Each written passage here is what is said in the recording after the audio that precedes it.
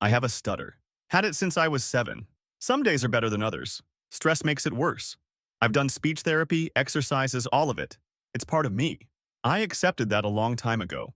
What I never accepted was my wife Suzanne treating it like her personal comedy routine. We got married 4 years ago. I was 28, she was 26. Her family has money, mine doesn't. Her father Russell runs a successful contracting business. Her mother Deanna comes from old family wealth in the area. Suzanne never worked a real job in her life. I'm an accountant. I handle finances for small businesses. Not glamorous, but I'm good at it. And I built my client base from nothing. I think Suzanne married me because I was safe, predictable. Her previous boyfriends were unstable, dramatic types. I was the guy who showed up on time, paid for dinner, never raised his voice. What I didn't realize was that she saw my stability as weakness, and my stutter as proof that something was fundamentally broken inside me. The comments started small, little jokes when I'd stumble over a word. Then she'd do it in front of her friends. Then her family joined in. Russell especially loved it. He'd ask me questions at dinner specifically to watch me struggle with the answer, then exchange looks with Suzanne like they were sharing some private joke about the defective son-in-law.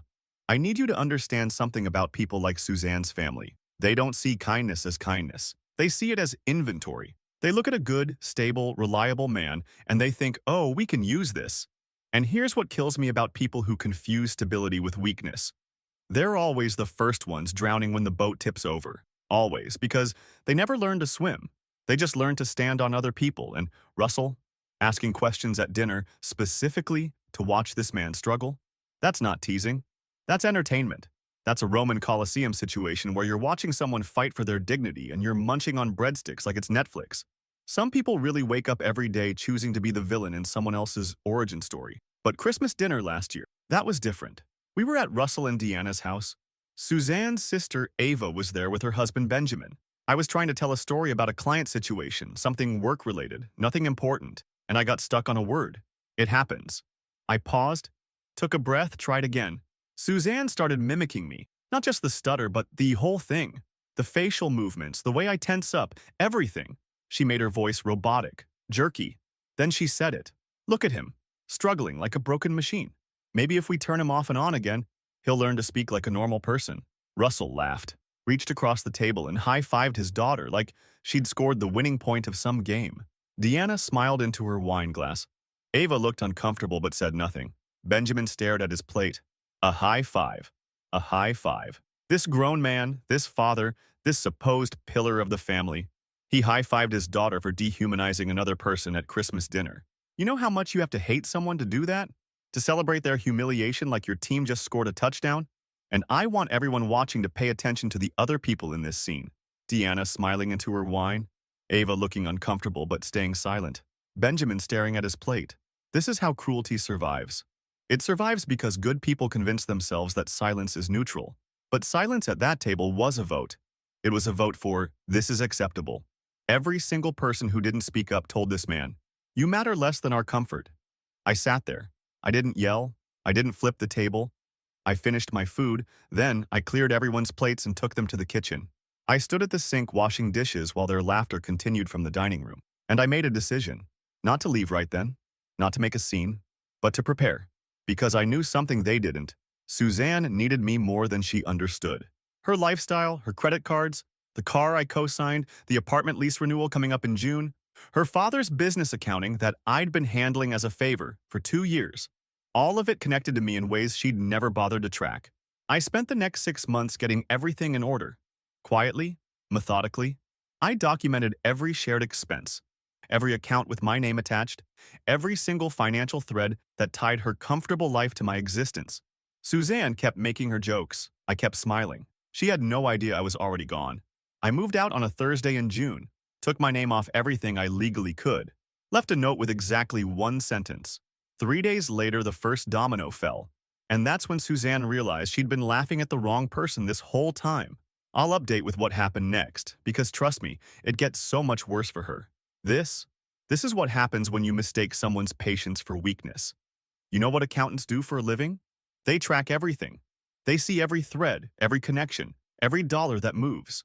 And this family handed their entire financial infrastructure to a man they openly mocked at dinner parties. You absolute fools. And listen, he didn't flip the table. He didn't yell. He washed the dishes while they laughed. Some of you might think that's weak, but that's not weakness. That's a man doing math in his head while the people who wronged him are still eating dessert. He was already 10 moves ahead in a chess game they didn't even know they were playing. 6 months of smiling while documenting everything? That's not revenge, that's architecture. He built an entire exit strategy while they were still making the same jokes. Chef's kiss? Absolute chef's kiss? Update 1. So, the dominoes. First thing that happened was the apartment. Our lease was up June 30th. I'd been the primary applicant because my credit was better than Suzanne's. Way better. She'd maxed out 2 cards in her early 20s and never really recovered. The landlord required proof of income for renewal, and surprise, Suzanne's part-time social media consulting gig bringing in maybe $800 a month wasn't going to cut it for a $2,400 apartment. She texted me 4 days after I left, not to apologize, not to ask where I went. Her first message was asking me to sign the renewal paperwork. Just that. Like I was still her errand boy. I didn't respond. The texts kept coming, getting longer, getting angrier. She couldn't understand why I was being so petty over a silly joke at Christmas. That's what she called it. A silly joke. She said her family was just teasing, that I'd always been too sensitive about the stutter thing, that this was exactly why she'd tried to toughen me up over the years. She was doing me a favor by not coddling me. I saved every single message. 4 years of marriage. 4 years. And when this man leaves, her first text isn't, "Where are you?" Isn't, "Are you okay?" Isn't, "What happened?" It's, "Sign the paperwork." She literally sent a work order to her husband like he was customer support. "Hello, yes. I'd like to report a missing signature. Order number. My entire lifestyle." And catch that manipulation. I was doing you a favor by not coddling you. The audacity to frame years of public humiliation as some kind of tough love personal development program. I wasn't cruel. I was coaching you. I'm basically your therapist. You should be grateful I called you a broken machine in front of my parents. The mental gymnastics required to type that message and press send. She could compete in the Olympics with that flexibility. Then Russell got involved.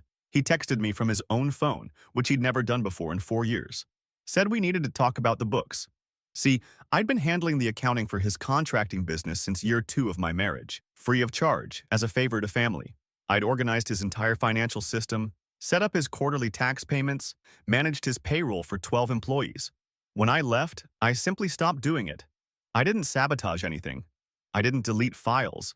I just stopped showing up to do free work for a man who high-fived his daughter for calling me defective. Russell's text was demanding. He needed the password to the accounting software.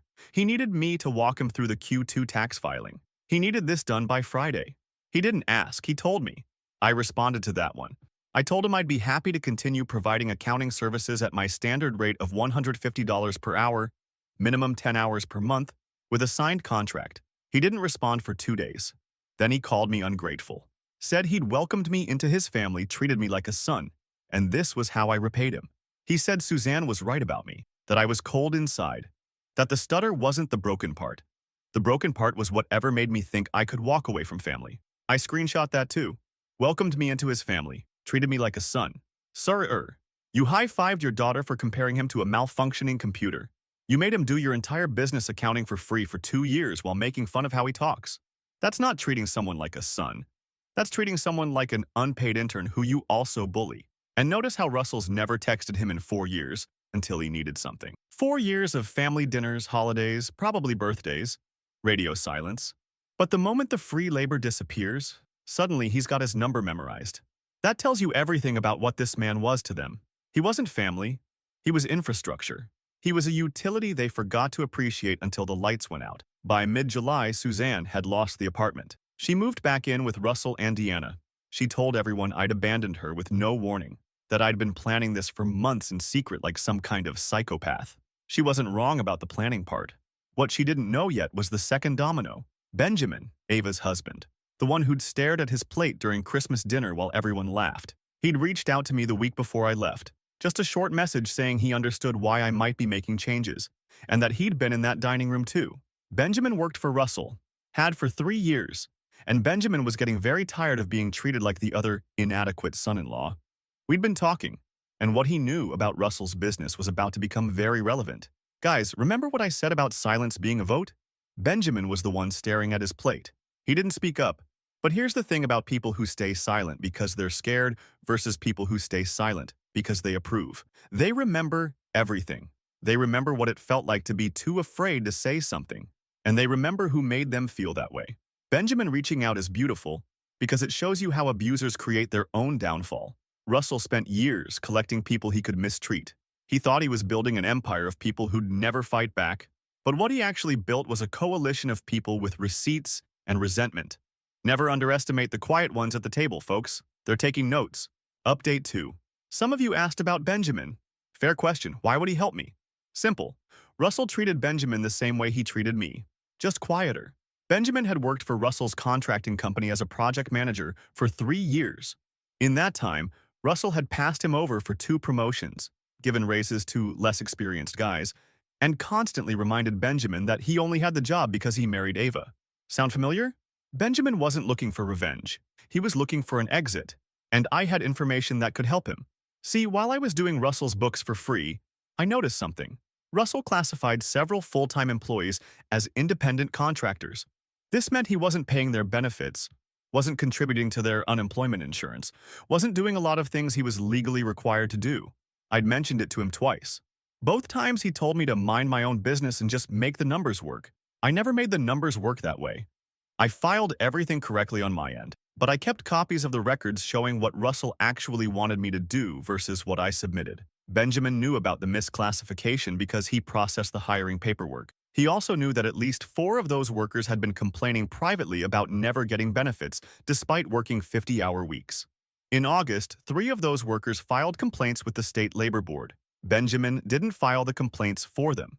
He just happened to mention to one of them that they might want to look into how they were classified. That's all. I provided nothing. I said nothing. But I did make sure the accounting records I'd kept were organized and accessible, if anyone ever came asking. This is the part that's absolutely surgical, folks. Neither of them did anything technically wrong. Benjamin just mentioned to some workers, hey, you might want to look into your classification. That's not revenge. That's a public service announcement. And our guy? He just organized his files, like any good accountant would. Just happened to make sure everything was accessible. You know, for efficiency purposes. Russell spent years committing actual labor violations, cheating workers out of benefits they legally deserved, and feeling invincible because who was going to stop him? The stuttering son-in-law he mocked at dinner? The quiet project manager he passed over for promotions? He surrounded himself with people he thought were powerless and then broke the law in front of them.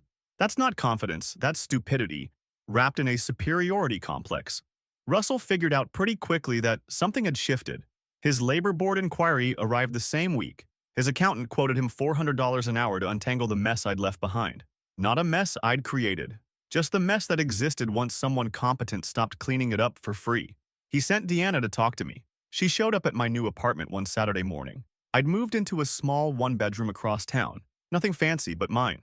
Deanna stood in my doorway and told me this had gone far enough. She said families have disagreements, but we work through them. She said Suzanne missed me and wanted to talk. I asked Deanna if Suzanne had told her what she said at Christmas dinner. Deanna's face went tight. She said Suzanne told her I'd overreacted to some light teasing. I repeated Suzanne's words back to her. Every single one. Broken machine. Turn him off and on. Speak like a normal person. I asked Deanna if that sounded like light teasing. She didn't answer. She said I was being vindictive. She said Russell's business troubles weren't a coincidence and she knew I was behind it somehow. She said if I'd stop whatever I was doing, they would make the divorce very difficult for me. I told her I hadn't done anything illegal. I told her I'd simply stopped volunteering my labor. And I told her that Suzanne could have her divorce. I'd already filed. Deanna left. The next week, Ava texted me asking if we could meet. She said Benjamin was in trouble at work and she needed to understand what was happening. That meeting changed everything. Deanna showing up like a diplomat trying to negotiate a ceasefire. After her family started the war is peak entitlement. Families have disagreements, but we work through them. Ma'am, your husband high-fived your daughter. You smiled into your wine glass while a man was being dehumanized at your dinner table. You don't get to show up 6 months later talking about family unity like you're reading from a Hallmark card. And the threat at the end will make the divorce difficult for you. With what leverage? This man just showed you that he was the load-bearing wall of your entire family's infrastructure. The audacity to threaten someone while actively needing them to fix your problems is truly a masterclass in delusion. It's like setting someone's house on fire and then demanding they let you use their bathroom. Final update. I met Ava at a park near her house. She looked exhausted. She told me Russell had figured out Benjamin was the one who tipped off the workers about their misclassification. He hadn't fired him yet, but he'd cut his hours and moved him to a different site, basically demoting him without calling it that. Ava asked me straight up if I'd helped Benjamin do this. I told her the truth.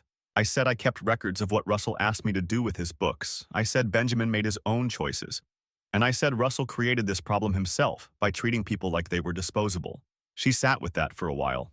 Then she said something I wasn't expecting. She said she'd watched Suzanne mock me for years and never said anything. She said she told herself it was just how their family was, that everyone got teased, that I needed thicker skin. But after Christmas, she'd gone home and told Benjamin she felt sick about what happened. She said she should have spoken up. I told her it was too late for that, but I also told her Benjamin was a good man and deserved better than working for Russell. I'd already connected him with a contractor friend of mine who was hiring project managers at better pay. Benjamin gave his 2 weeks' notice 3 days later. Ava's confession is important, and I want to sit with it for a second because this is what accountability actually looks like when it's too late to matter. She's not asking for forgiveness. She's not trying to fix it. She's just acknowledging what she should have done and didn't. That takes something. Not enough, but something. But here's the real move. This man didn't just burn bridges, he built a new one for Benjamin on his way out.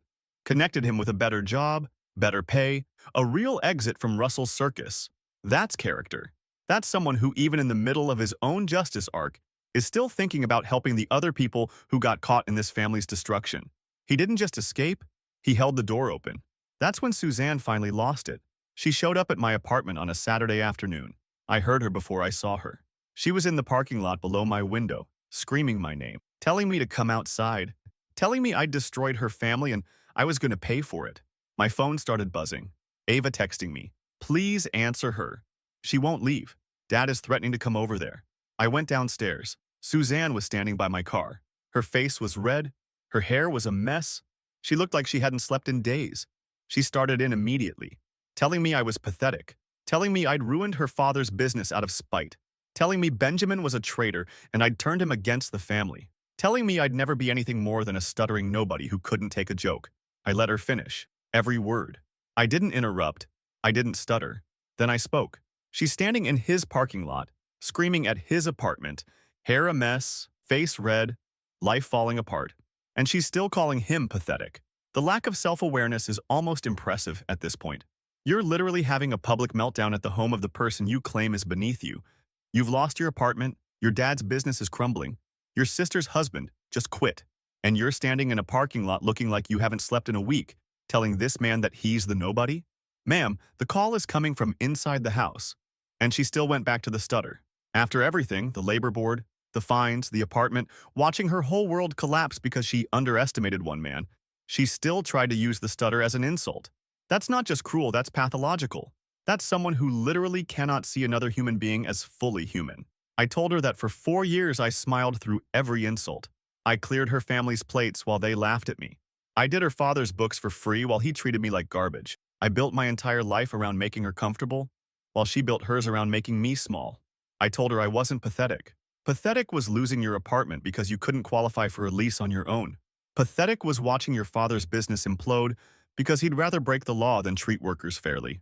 Pathetic was showing up at your ex-husband's parking lot screaming because you finally realized the broken machine was the only thing keeping your life running.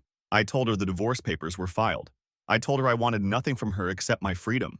And I told her to get off my property before I called someone to remove her. She stood there, staring at me. For once, she had nothing to say. That is how you deliver a closing argument. No yelling, no stuttering, just facts laid out like a court case. The broken machine was the only thing keeping your life running. That line is going to replay in her head at 3 a.m. for the rest of her life. She spent 4 years calling him broken, defective, malfunctioning, and in one sentence, he showed her exactly what happens when the machine stops working for you. And he asked for nothing. Nothing. Not money, not the apartment, not revenge, just freedom. That's the cleanest exit I've ever seen. No loose ends, no ongoing drama, just sign here, leave me alone, goodbye forever. While she's standing there with nothing to say for the first time in probably her entire adult life, Russell's business ended up paying significant fines. He had to downsize to stay afloat. Benjamin started his new job, and he and Ava are doing fine. The divorce finalized 2 months ago. I kept my apartment, my clients, my sanity, and my stutter, still there. Some days good, some days bad. But that day in the parking lot, when it actually mattered, I spoke very clearly. That last line? That's the whole story right there. The stutter didn't go away. It was never going to go away. It was never the problem. He was never the problem. The problem was a family of people who saw someone's vulnerability and decided it was an invitation to be cruel. And when it counted, when he needed to stand in that parking lot and deliver 4 years of truth to a woman who'd spent that time tearing him down, he spoke clearly. Not because the stutter disappeared, but because clarity was never about how the words came out. It was about knowing exactly what needed to be said. This man took every single thing they used against him. His patience, his stability, his attention to detail, his willingness to help, his silence, and turned it into the blueprint for his freedom. They laughed at the quiet guy doing the dishes. They never considered that the quiet guy doing the dishes was also the guy who knew where all the bodies were buried.